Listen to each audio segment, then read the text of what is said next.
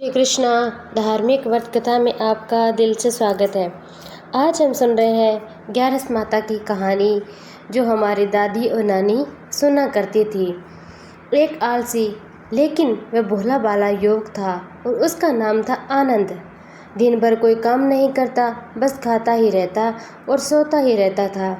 घर वालों ने कहा, यहाँ से चले जाओ।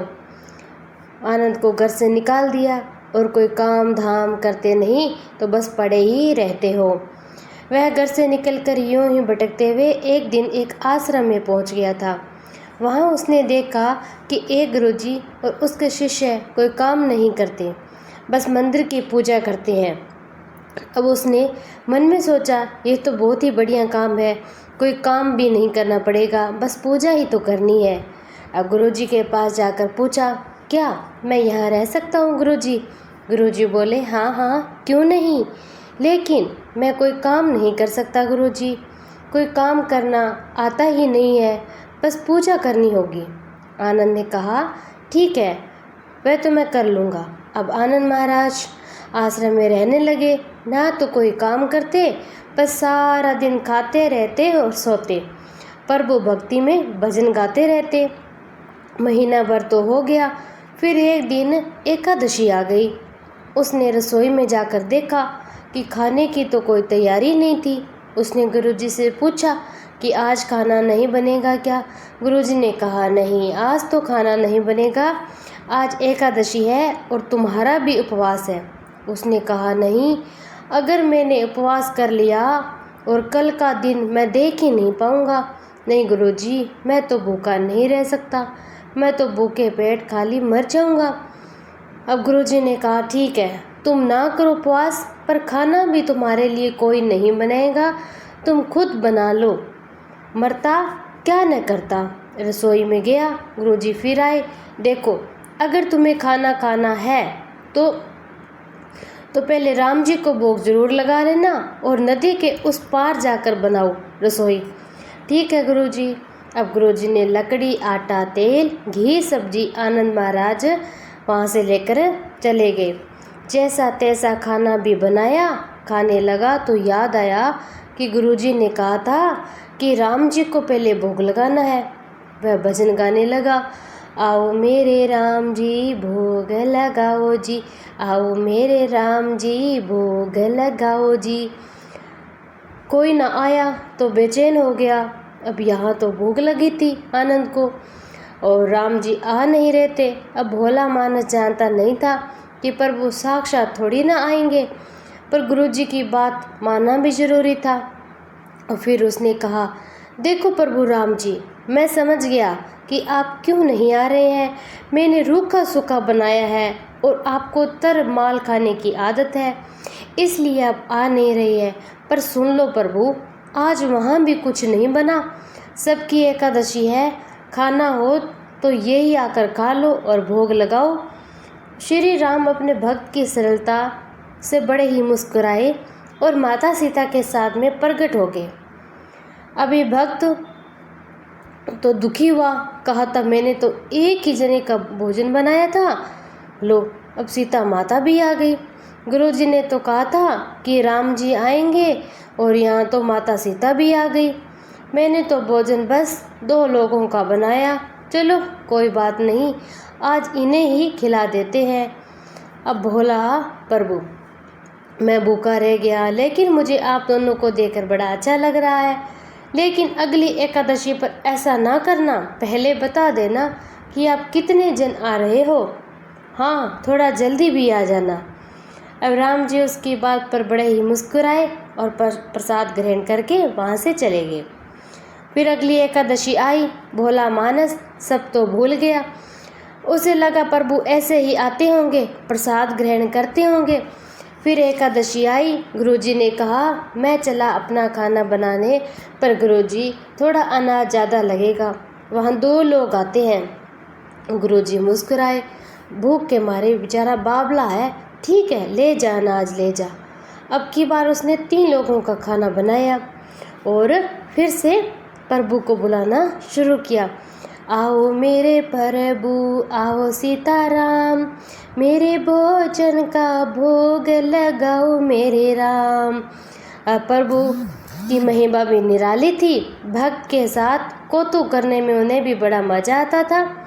अब इस बार वे अपने भाई लक्ष्मण, शत्रुघ्न और हनुमान जी को लेकर आ गए। अब भक्त को तो चक्कर आ गया।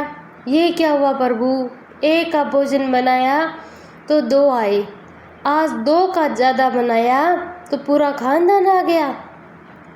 लगता है आज भी भूखा ही रहना पड़ेगा। सबको भोजन लगाया, बैठ बैठ कर देखता रहा। अनजाने ही उसकी 2 एकादशी हो गई थी।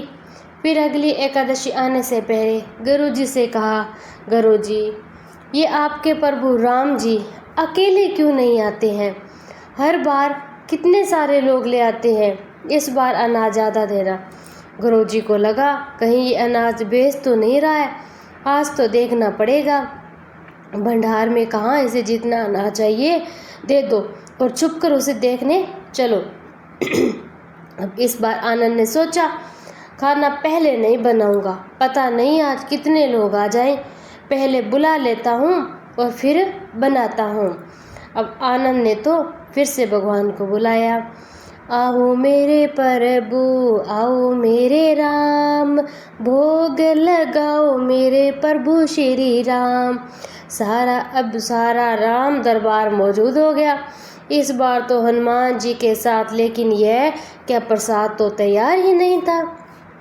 भक्त ठहरा भोला भाला, बोला प्रभु इस बार मैंने खाना नहीं बनाया है। प्रभु ने पूछा क्यों? अब भोला आनंद बोला, मुझे मिलेगा तो नहीं, फिर क्या फ़ायदा बनाने का, आप ही बना लो और खुद ही खा लो। राम जी फिर से मुस्कुराए। सीता माता भी हंस पड़ी उसके मासूम जवाब से। लेकिन लक्ष्मण जी क्या बोले? प्रभु बोले भक्त की इच्छा है तो पूरी तो करनी पड़ेगी, चलो लग जाओ सारे काम पर। लक्ष्मण जी तो लकड़ी उठा कर लाते, माता सीता आटा गूंदने लगती और भक्त एक तरफ बैठकर देखता रहा। माता सीता रसोई बना रही थी। कई ऋषि मुनि यक्ष गंधर्व प्रसाद लेने आने लगे। इधर गुरुजी ने देखा खाना तो बना ही नहीं, भक्त एक कोने में बैठा है। पूछा बेटा क्या बात है, आज खाना क्यों नहीं बनाया? बोला अच्छा किया गुरुजी, आप ही देख लो यहाँ कितने लोग आए हैं प्रभु के साथ। गुरुजी बोले मुझे तो कोई नहीं दिखाई दे रहा है अनाज के सिवा।